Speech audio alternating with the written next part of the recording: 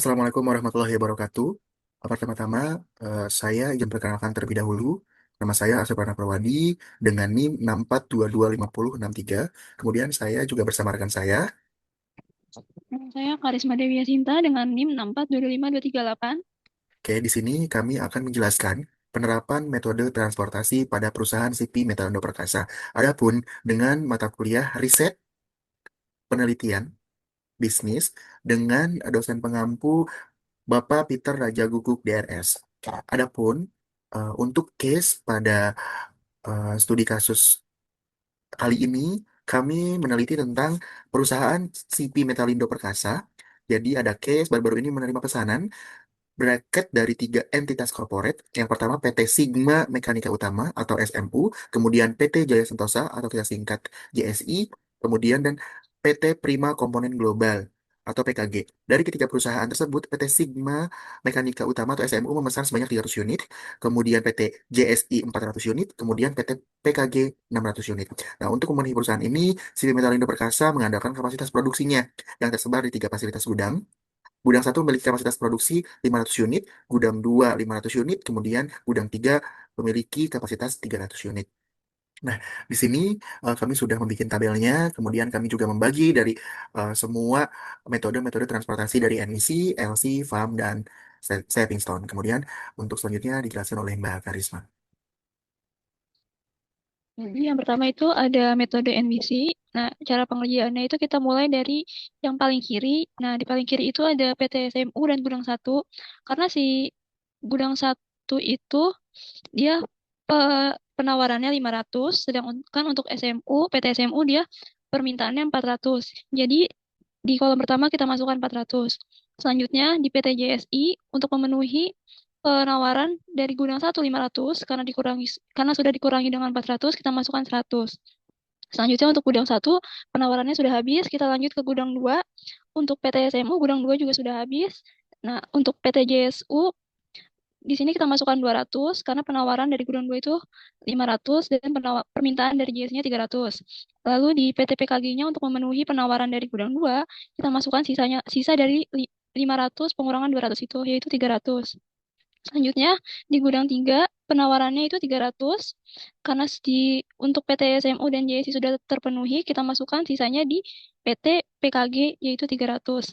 Lalu totalnya semuanya ada 1.300. Nah, setelah pengisian tabel tersebut, kita mencari nilai Z-nya, yaitu dengan menjumlahkan kolom dan biaya ongkosnya, yaitu sebesar 400 dikali 20.000, ditambah 100 kali 8.000, ditambah 200 kali 12.000, ditambah 300 kali 50.000, ditambah 300 dikali 22.000, yaitu hasilnya sebesar 32.800.000. Next, sekarang. Selanjutnya itu ada metode least cost atau LC. Di sini kita dari nilai terkecil. Nah, untuk mencari nilai terkecilnya itu dari biaya ongkosnya. Nah, di gudang satu, di antara ketiga PT tersebut, biaya ongkosnya yang paling kecil itu di PT JSI sebesar 8.000. Karena penawaran di gudang satu 300.000, penawarannya 500.000, sedangkan untuk PT JSI permintaannya 300.000, kita masukkan 300. Karena di gudang satu penawarannya 500, masih tersisa 200, kita masukkan di PT PKG.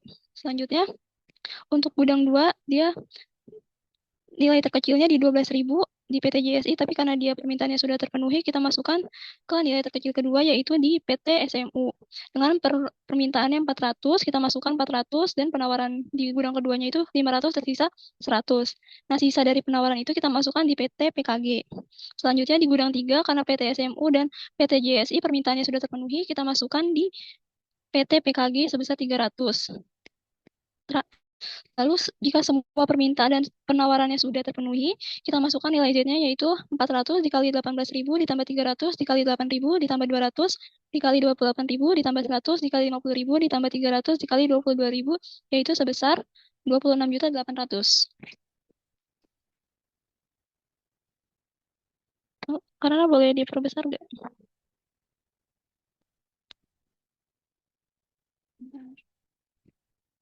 Nah, lalu di metode FAM itu kita pertama eh, mencari selisih dua biaya terkecil. Nah, untuk di baris pertama itu ada terkecilnya itu 20.000 dan 8.000. Kita kurangin hasilnya adalah 12.000.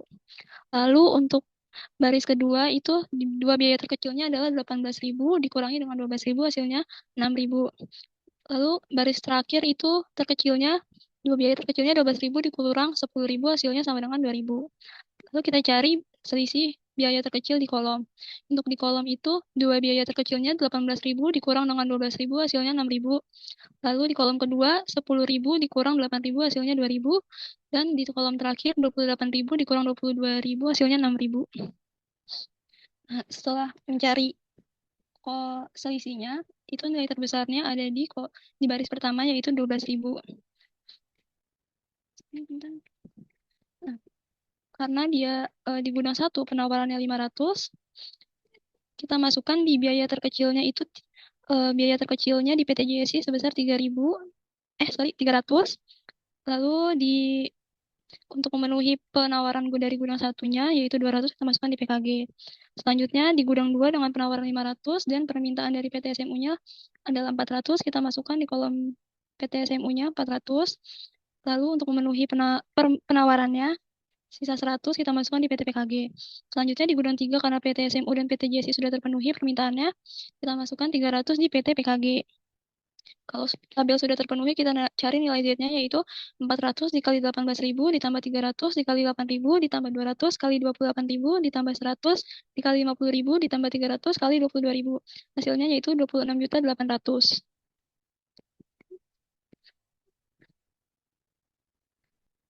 Next, Oke. selanjutnya ada metode stepping stone yang akan dijelaskan oleh rekan saya. Oke, terima kasih Mbak Risma. Jadi untuk selanjutnya yaitu ada metode stepping stone atau batu loncatan digunakan untuk mengevaluasi solusi awal dari persoalan transportasi. Misalnya persoalan dari metode NWC, apakah biaya Z ini bisa dioptimalisasikan? Maka dengan perhitungan ini adalah perhitungan dari metode NWC-nya. Tadi sudah diketahui bahwa nilai Z itu 32.800.000. Kemudian kita hitung untuk metode stepping stone-nya dengan memperhatikan ruang kosong yang ada di apa namanya PT ya. Contoh ini ada gudang satu ke PKG, PT PKG, ada di sini kosong.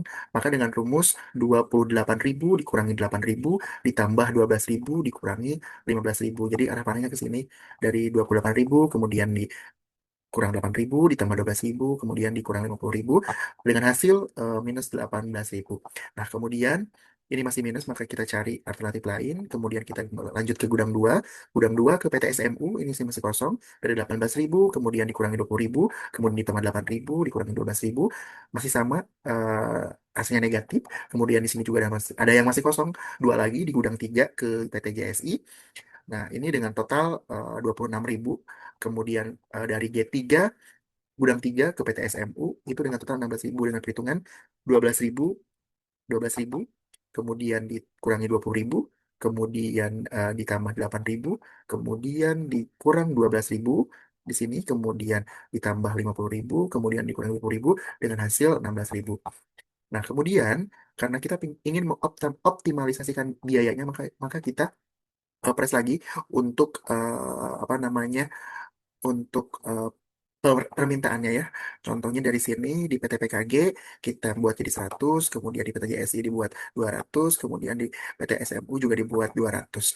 Kemudian ini juga dibuat 200 yang tadinya 0, kemudian ini jadi 100, kemudian di PT PKG jadi 200. Nah, di gudang tiganya, distribusinya di PT SMU, PT JSI kita buat kosong, kemudian di PT PKG-nya kita buat 300, karena ini udah terisi 100-200 dengan permintaan, sesuai dengan permasalahan tadi di 600, ini udah sesuai untuk permintaan semuanya.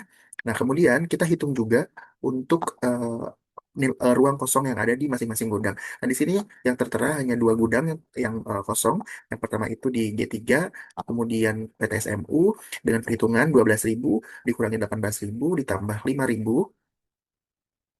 Ke sini, ke sini, rekan-rekan tambah 5.000, kemudian dikurangi 22.000 dengan hasil 22.000.